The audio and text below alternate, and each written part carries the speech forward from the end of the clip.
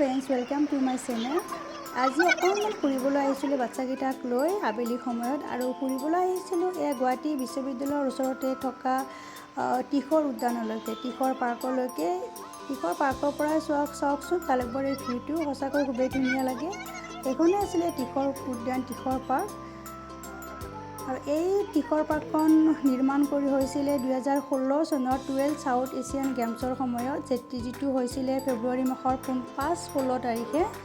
আৰু অসম চৰকাৰে অসমক ক্ৰীড়াৰ ৰাজধানী তথা ক্ৰীড়াৰ কেন্দ্ৰস্থল হিচাপে গঢ় দিয়াৰ লক্ষ্যৰে অসম চৰকাৰৰ লোক নিৰ্মাণ বিভাগে গুৱাহাটী বিশ্ববিদ্যালয়ৰ চৌহদত এই টিখৰ পাৰ্কখন নিৰ্মাণ কৰি উলিয়াইছিলে। আৰু এই টিখৰ উদ্যানখন উদ্বোধন কৰিছিলে গুৱাহাটী বিশ্ববিদ্যালয়ৰ উপাচাৰ্য ডক্টৰ প্ৰতাপজ্যোতি সন্দিকৈয়ে।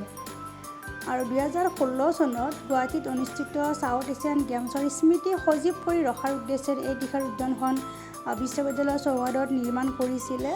আৰু এই যে টিখৰ উদ্যানখনত স্থাপিত টিখৰৰ মূৰ্তিটো, অৰ্থাৎ ছাউথ এছিয়ান গেমছৰ শুভঙ্কৰৰ মূৰ্তিটো নিৰ্মাণ কৰিছিল প্ৰয়াত ভাস্কৰ্য শিল্পী দিলীপ কুমাৰ শৰ্মাদেৱে।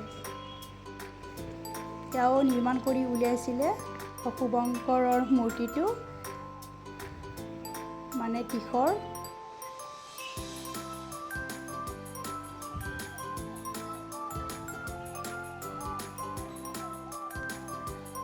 এয়া হৈছে টিখৰ শুভঙ্কৰ, আৰু এই মূৰ্তিটো নিৰ্মাণ কৰি উলিয়াইছিলে প্ৰয়াত ভাস্কৰ্য শিল্পী দিলীপ কুমাৰ শৰ্মাদেৱ ডাঙৰীয়াই।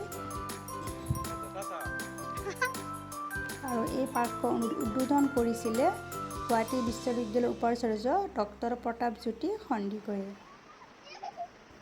বাচ্চাকেইটাৰ ওপৰত উঠি গ'ল, এবাৰ খেলিলে, তেওঁলোকে খুব ফূৰ্তি পাইছিলে।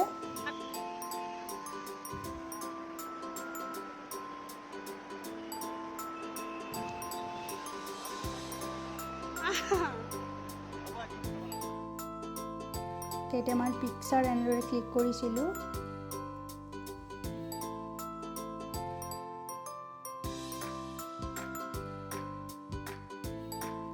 আপোনালোকে পাৰিলে আহিব চাবলৈ।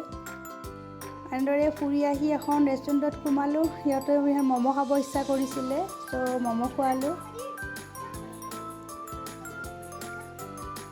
বাৰে বাৰে কৈছিলে ম'ম' খাম, চ' খোৱাইলোঁ আৰু তাৰপিছত ঘৰলৈ আহিলোঁ। আৰু চ' এয়া আছিলে আজিৰ ভিডিঅ'টো।